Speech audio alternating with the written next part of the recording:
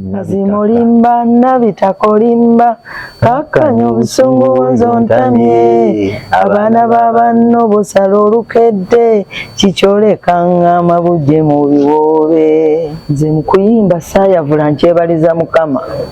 Tewali kaapu kamingi obwakuba ekikwatayo bukwasi tuli bammemba era yandibadde ennungi naye tetufunamu kituufu tetugifunamu tetumanyi sente ziragawa tetumanyi abatobe tulinamu essuubi mubalekete mubawere babirwadde ate nabo basaana kwekuuma ebibalimbibwa kuba byawufu naye nze nali saagala kuyimba nyimba za nsi kubanga nze ekitone kyange eky'okuyimba kya maama wange kyavira ddala eri ku bukojja nze nali njagala nnyo okuyimba ennyimba ez'eddiini nga nayimbanga mu kyaki ne maama kikakasa obuyimba bwe nabawa bwabanyumira abantu bange ku baana abanjozayoza mbalaba bangi era bakyajja ffe tukuba ennyimba ezitavaawo ezitakaddiwa oli ne waluwulira awuliranga olwajjo kyova olaba ogenze n'oŋŋamba oluyimba lwe wasooka okkuba ng'ate mpuliranga olupya kyova olaba nze gambye nabitaka gwe nasooka owulira era nga ndowooza gwe wasookerako twalirwanyisa nnyo n'omugenzi Pawulo Kafeero mukama wange awummule mirembe omwagalwa waffe naye erinnya lyagaana nate temuterebuka ebizibu byammwe mbimanyi bweso nja kubatakuluzaako abalabe bammwe temujulanga wabula n'abayimbira siri bulungi ensentawaanya ennyimba ezo zonna ezisinga Erikomu yazitwala DJ Erikomu kazibe za kadongo kamu kazibe za bandi kabe hip hop kabe ki Erikomu yatwala ennyimba zaffe yeyazifunamu ku program emboozi tebankadde katukenkuka ebyedda mu bye muyita ebikadde ssebo oba nnyabo ampuliriza era ndaba tukwaniriza ku mboozi tebankadde weebale nnyo okuba ng'otwekuumiddeko okuviira ddala gye twatandikira olunaku olwaleero tukyaddeko ewa maama waffe oba ssenga waffe omuyimbi Nakinku eyayimbanga omuziki okuviira ddala emabega nga maama ono si mulala bamuyise Josephine Ndagire oba abasinga gwe baakazaako Josephine Nabitaka. Omukyalo ono atukubye endongo okuviira ddala eri mu myaka gya 9 paka kutuusa kati ng'ajja atuweera ddala endongo. Olunaku luno tumukuleetedde abeeko byatutangazaamu era byatuyisaamu okusinziira ku lugendo lwayiseemu mu nsiike y'endongo. Maama angi ssebo nsanyusa okukulaba. nange nsanyusa okukusanga. Kirungi. Kaakati munnange abantu abasinga baagala nnyo okutegeera era okumanya ani ali emabega wa ennyimba ezaali ezaakabye ennyo okuviira ddala ku Nabitaka. Josephine Ndagire yaani? Sanyuse okubeerako nammwe abandaba n'abampuliriza abanfolowinze okuva emabega nga ntandika abanjagadde ennyo. Erinnya eryange nze Ndagire Josephine abasinga mu mpita Ssenga Ndagire Nabitaka oba Maama Ndagire Nabitaka. Erinnya lya Nabitaka si lyange lyafuuka lyange olw'oluyimba. Nazimulimba nabitakolimba kakkanya obusungu wonzontamye abaana b'abanno busala olukedde kikyoleka amabujje mu biwoobe. Owulidde omukyalo oyo akayimba ako Maama Nabitaka akayimba ako kakwata nnyo omubabiro mu biseera ebyo ne kabba n'erinnya lyange era erinnya ne likyukira ddala n'ayitibwa Nabitaka nga n'amannya amalala bayinza n'okugeerabira n'abeera ng'ayitibwa Nabitaka. Kakati Maama Nabitaka akayimba ako kaafuluma mwaka ki era kaafulumira mu studio ki? Kayimba Nabitaka kafuluma 1997 nga kafulumira mu Kase Music Recorders ow'omulongo Kato Sekandi. Kase Music Recorders ekyaliyo? Tekyaliyo. Yakyusa omulimu akola birala. Naye bambi abantu abo bakolera ddala omulimu omulungi. So kakati Maama Ndagire, abantu baagala okutegeera nti ddala ebbanga lye mwakubira music, challenges ki ze mwafuna ezitaliiwo mu biseera bino? Kubanga ensangi zino abaana muziki gwabwe baguyisa ku TikTok, ne baguyisa ku YouTube, ebintu ebyo Facebook byonna tebyaliwo emabega. Kati mmwe buzibu ki oba bwangu ki bwe mwakozesanga okubanga mutuusa endongo yammwe eri abantu? Buli kintu kibaako advantage ne disadvantages.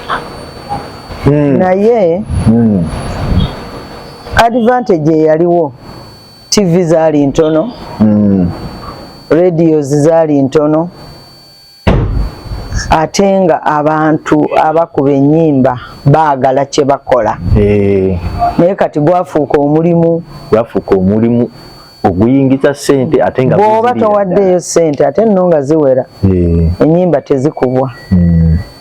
Ekintu ekyo kyali kirungi mu ntandikwa eyo, naye ate we twatuuka eno music ennaku zino atwala ssente nnyingi nnyo ate nga okumufunamu kitono nnyo omukisa, kubanga ekisookera ddala abayimbi bangi. Naye kakati Maama Ndagire, kati olina akayimba ke wakuba ke bayita Abatobe tulinamu essuubi. Abatobe tulinamu essuubi, mubalekete mubawere babirwadde, ate nabo basaana kwekuuma, ebibalimbibwa kuba byawufu. Akayimba ako wenjagalira ddala tukoone. Akayimba ako wagenda okawandiika ng'osinzidde ku musingi ki? Kubanga akayimba ako kaalimu engeri wannyonnyola abantu abo engeri gye balina okukwata abato, engeri gye balina obbayisaamu, ne kwegamba ne kabeera nga kataakinze nnyo emitima gy'abantu, kubanga ebintu bingi nakati okuva n'eddira ebikyagenda mu maaso ng'abantu bayisa abaana bato mu mbeera embi, abamu babatulugunya, abamu babatwala mu bikolwa eby'ensonyi. Kati akayimba ako kayamba katya okulaba nga embeera ekyukakyukako? Anti ffe tuli basomesa kituufu nga tuyita mu nnyimba, ate ffe tusomesa omuto, omuvubuka, omukadde, buli muntu tumusomesa nga tuyita mu kitone Mukama kye yatuwa ekyafuuka omulimu. Naye okujjako omuntu nga gwe watondebwa nga tolina busaasizi, naye n'omugamba agamba ti emiti emito gye gikola ki? Gyegigumiza ekibira. Kati ate gwe ogisaanyizaawo, ogiyisiza nga bw'olabye, kubanga abaana abamu kibafiirako n'okufa. Kituufu. Abaana obulamu bwabwe bufa. Abaana bafuna psychological torture. Psychological torture ate ekyo kikulu nnyo ennaku zino ensangi zino.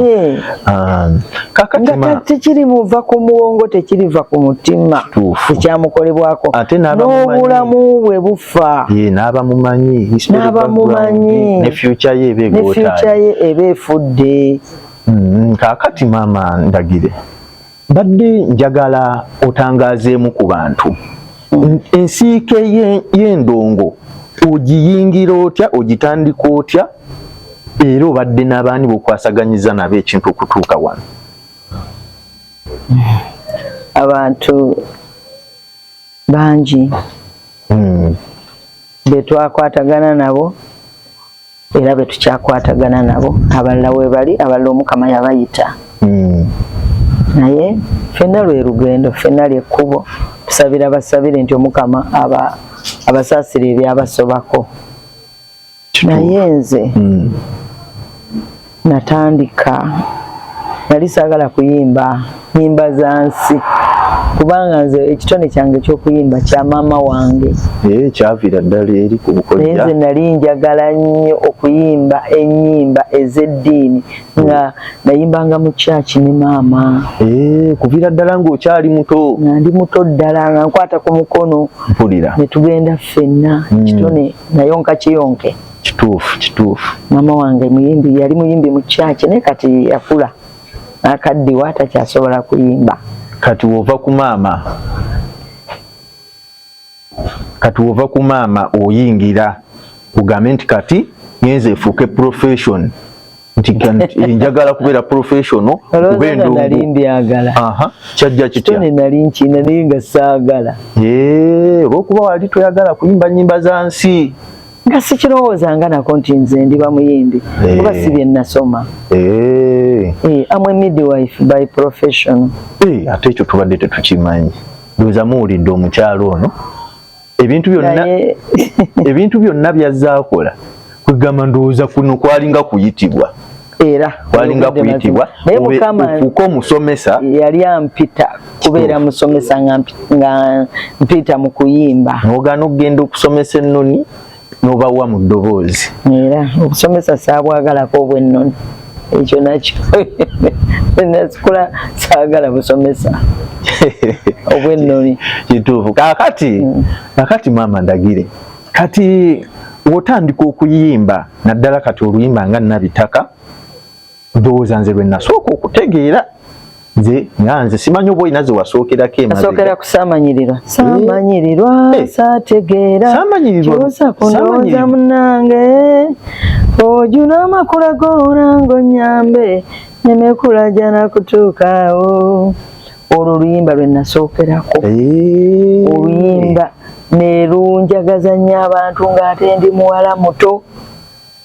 oluyimba olwo olwaluwulira bakama bange buli omu n'anoonya omuwala ono ali luddawa mukama wange Muzeeyi Ssebatta yayagala oluyimba olwo nabuuza ono omwana omuto omuwala eyo akajja mu kuyimba omuto ali luddawa era nafuna ebirabo byenno bannange kituufu byampa ebirabo yanjagalirawo naye gwomanyi ogwo omukisa ogumanyi omuntu omukugu ng'oyo mukulu Lord Fred Ssebatta n'abanga awulidde oluyimba takumanyi takulabangako n'akwagala n'akkiriza nti oyo muyimbi mazima oyise engalo mu maaso omukulu Lord Fred Ssebatta ekitegeeza owangaalidde mu matendo nedda ate n'omugenzi Paulo Kafeero ate naye bwe yaluwulira n'agamba nina okunoonya omuwala ono ali luddawa bonna baali baagala nkole nabo naye Katonda yakola ebintu bino buli kimu kijja lwa Katonda nze nina okukkiriza okwo Katonda yasalawo laba Katonda bw'asalawo namutwala nengenda nenkola n'omugenzi Paulo Kafeero eyanjagala ennyo gwe nayagala ennyo naye nga ne Muzeeyi Ssebatta yali anjagala nnyo na buli kati ankyawangako awumule mirembe Paulo Job Kafeero. Kakati maama okubye obuyimba bungi waliwo akayimba ke bayita mulamu wange akayimba ako kakasa obuyimba bwe nabawa bwabanyumira abantu bange ku baana abanjozayoza mbalaba bangi era bakyajja natete muterebuka ebizibu byammwe mbimanyi bweso njakuba takuluzaako abalabe bammwe temujulanga wabula n'abayimbira siri bulungi ensentawaanya omanyiyo yabulako gweteyuza nange bwendi naye temwekubagiza kubanga beebonyabonya nkuyanja tofaga kubasalira mwana wange nti gwabasanga nedda oyo gwe bayita maama Ndagire Nabitaka oba Josephine Ndagire. Kakati mukyala Josephine badde njagala nkubuuzeyo akabuuzo kano kali sensitive nti music edda mwamutundanga mutya wakati sawa zino okutuulirayo aba copyright baagala bayambe balabe nga buli muntu afuna mu music we ekintu ekyo bw'okyogerako ki corporate twagijagadde era twagiyingira tuli bammemba era yandibadde ennungi naye tetufunamu kituufu tetugifunamu tetumanyi sente ziragawa tetumanyi ekitegeeza ebaddewo kuba twawulira UPRS naye kati waliwo abazze nabo bagamba tugenda kikwasaganya n'amaanyi gwekyo kyogerako kikuba yebali federation weziri federation mwe tuli federation mwe muli yes ekitegeeza ekintu kitambulira ddala federation ekulemberwa president Edrisa Musuuza Penzo enyavu president waffe tuli mu federation katukigezeeko tulabe yekitutwala kituusa gyana kikomya naye tumusabira kimu nti akiguse kubanga mwe tuyina okufuna kubanga endongo eyo yakubwa ate nga abantu bakyagiwulira ate nga bagenda sigala nga bagiwulira so muyina okusigala nga mugikola ki ffe tukuba ennyimba ezitavaawo ezitakaddiwa oli ne waluwulira awulira ng'olwajjo kyova olaba ogenze n'ongamba oluyimba lwewasooka okukuba ng'ate mpuliranga olupya kyova olaba nze gambye nabitaka gwe nasooka owulira era nga ndowooza lwewasookerako olwo oluyimba saamanyirira lwe nasookerako era Mukama n'antaasa ne tutunda ne lunjagaza n'abakugu benkubuulidde nze mu kuyimba saayavula nkyebaliza Mukama tewali kaapu kamingi olwakuba ekikwatayo bukwasi ekikwatayo ku lw'ebiyinza bwa Mukama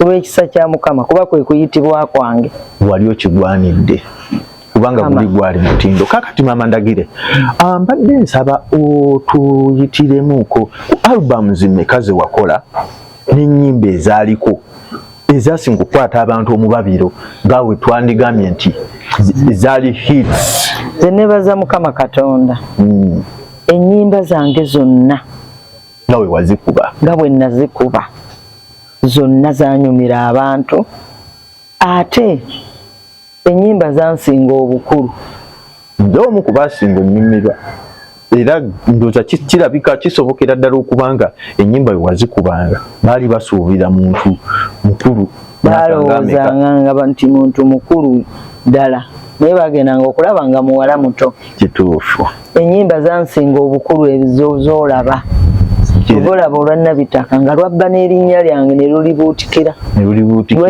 lwali lwamaanyi nnyo era lwamaanyi nnyo nga niwakuba ennyimba endala era sitiru bakyakuyita erinnya bampita erinnya twalirwanyisa nnyo n'omugenzi Paulo Kafeero Mukama wange awummule mirembe omwagalwa waffe naye erinnya lyagaana twalirwanyisa tulijjewo nakati erinnya lyagaana na buli kati nenzikiriza kunoonyeze wantu bonna na mukyala Nabitaka ogamba njagala Josephine Ndagire ffe tumanyi Ndagire Nabitaka kituufu kiyoyo gwe ŋŋamba tetumanyi Josephine akati badde nkyakubuuza albums wakola nga mmeka mukaliyayo okutuuka wano okoze nga mmeka ebiseera ebyo ffe tetwakubanga album zetengeredde kino album ya gundi baatugattanga ate bwe natandika okukola n'omu ne mukama wange taata wange omugenzi Paulo Kafeero ye n'agamba siriddayo kukuba nzekka nga tetukubye ffenna paka lwaliva mu nsi era ennyimba ez'omulamu bwebeera mu mirembe mubeegendereze mukyala waffe siri mukuusa zonna zagiranga kukundi ezo ku alubamu ye nga tubeerako nze no mukama waffe ne Angelo Sekandi kakati ennyimba ezo gye ziri ku YouTube oba ewantu wonna nti abantu bazijja webazisanga webaziwuliriza gye ziri ku YouTube endala bazibuzaabuza nga bw'obimanyi abantu ayingira mu YouTube yo n'alugjayo n'aluteekayo kati bazituuma amannya amalala kati abantu abo kati ku YouTube olina engeri gy'ofunamu nti ennyimba zo gye ziri oyina gwe nga gwe omuyimbi obuzibu bwe twafuna waliwo abagezigezi abatusooka okukimanya nga ba Ericom bananga okuba ennyimba ezo nezisinga Ericom yazitwala DJ Ericom kazibeza akadongo kamu kazibeza bandi kabe hip hop kabe ki Ericom yatwala ennyimba zaffe yazifunamu kati Ericom mwabubaka ki lunaku olwaleero kati muweeki mugambe ki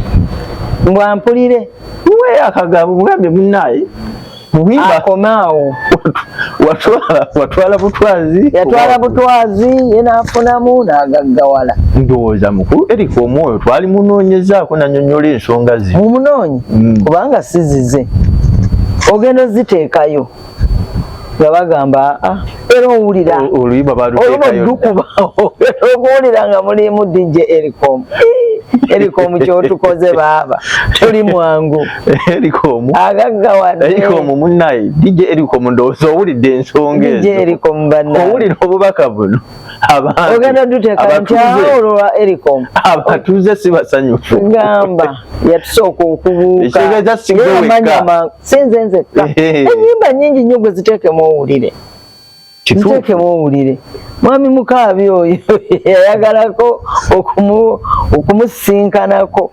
namukumiranga amasimu kale DJ Ericom n'okaabya ne mukaabya yakabya ne mukaabya ennyimba nnyingi nnyo DJ Ericom ze yeetwalira ajja kunnyonnyola naye atubuulira ajja atugamba ekintu ani yazimuwa ajja otomanya oluyimba ne bw'obawa kasita oluyimba ne lugenda speed nga lwagenze eddeeri oli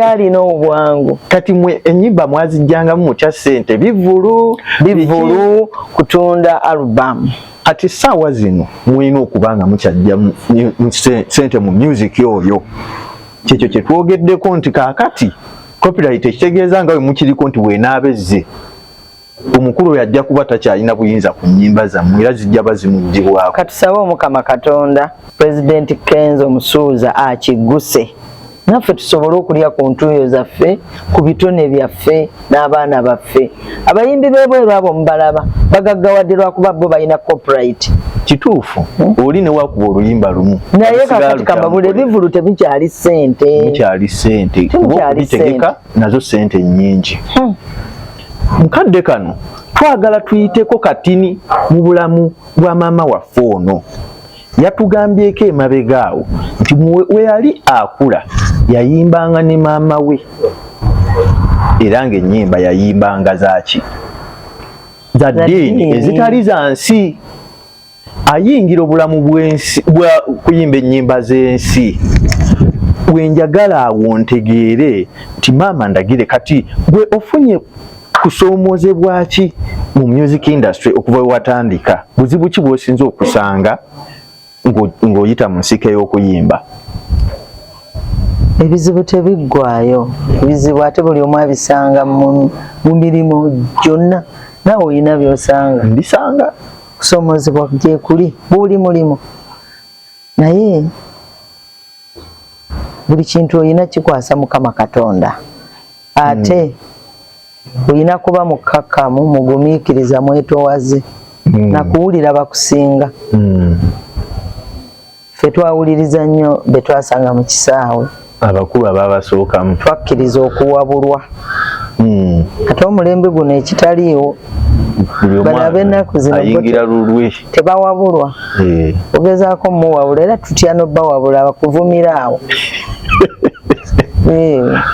akuvumira awo oyinza okugamba omwana nti kino tokikola bwoti kuba toyimba bwoti kati kusa abo bakaddiye abo baggwako abo bakaddiye ati naawe okwerekera emirembe gyo bw'omulaba nga atajja kuwulira omuleka naye mulimu n'abawabulwa abakkiriza ne tubawabula naye abasinga tebaagala kumanya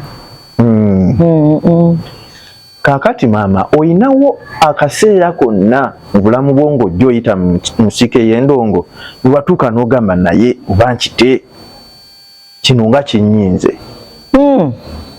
Kyali kitya? Nze mukama wange nga afudde nakyawa okuyimba. Mugenzi Principal Job Kafeero nakyawa okuyimba nga sikyakwagala. Era na buli kati siri musanyufu nga bwe nabeeranga naye. Nze nayagala okuyimba nga omugenzi akyaliwo, nanyumirwa.